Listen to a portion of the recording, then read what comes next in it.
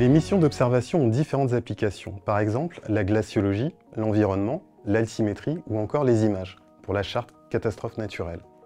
La dynamique du vol intervient pour définir l'altitude, la fréquence de survol d'une zone, les capacités de pointage et les différents guidages en attitude. Dès l'expression du besoin mission et tout au long du développement, nous interagissons avec différents interlocuteurs, par exemple la qualité image. En effet, je travaille sur des projets d'observation de la Terre au sein du service qualité-image.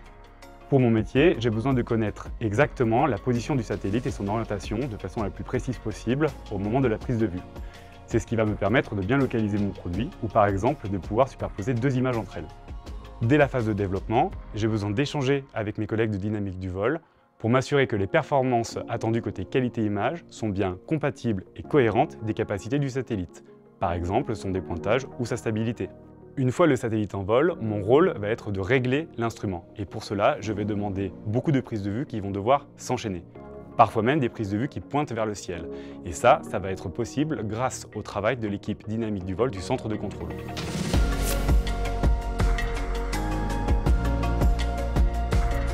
Au CNES, nous disposons d'une ligne de produits modulable, Sirius, pour développer les logiciels opérationnels de la dynamique du vol. On les appelle FDS pour Flight Dynamic System. Ils s'appuient entre autres sur un patrimoine nommé Patrius qui est disponible en open source.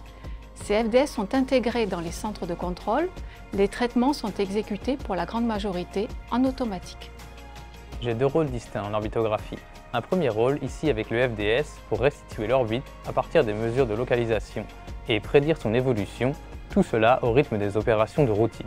Et j'ai aussi un second rôle au sein du centre de mission pour déterminer très finement la position du satellite qui participe au produit final, une image par exemple, ou encore la mesure de la hauteur des océans. Dans ce cas, on vise une précision de l'ordre du centimètre. Mon travail consiste à récupérer les données d'orbitographie pour calculer les manœuvres orbitales. Ces manœuvres peuvent être de plusieurs types, des manœuvres de mise à poste, de changement d'orbite ou d'anti-collision qui sont calculées manuellement. Les manœuvres de maintien à poste sont calculées en automatique par une fonction du FDS et cette fonction a été optimisée en phase d'analyse pour répondre aux besoins de la mission. Comme Fabien, j'ai deux rôles distincts. Le premier, il est au sein du centre de mission pour optimiser la planification des activités. Par exemple, pour enchaîner un maximum de prises de vue, on va jouer sur l'attitude en exploitant pleinement les capacités du satellite. Et pour la qualité de l'image, on va jouer sur les angles de visée en s'assurant du bon éclairement de la scène.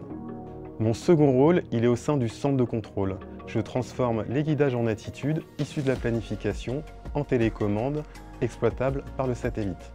Mon rôle d'architecte SCAO des missions d'observation est de définir un système de contrôle d'attitude, c'est-à-dire d'orientation du satellite qui répondent aux besoins de la mission. Dans notre exemple, un guidage a été envoyé au satellite et pour suivre cette consigne, le contrôle d'attitude va automatiquement faire bouger le satellite. On intervient aussi au sol pour fournir une estimation d'attitude a posteriori qui sera utilisée pour le traitement des images. D'ailleurs Loïc, est-ce que cette image te convient? Est-ce que notre boucle GNC est assez performante? Oui, tout à fait. Je peux constater que mon image est correcte. Pas de flou, pas de distorsion et une bonne localisation.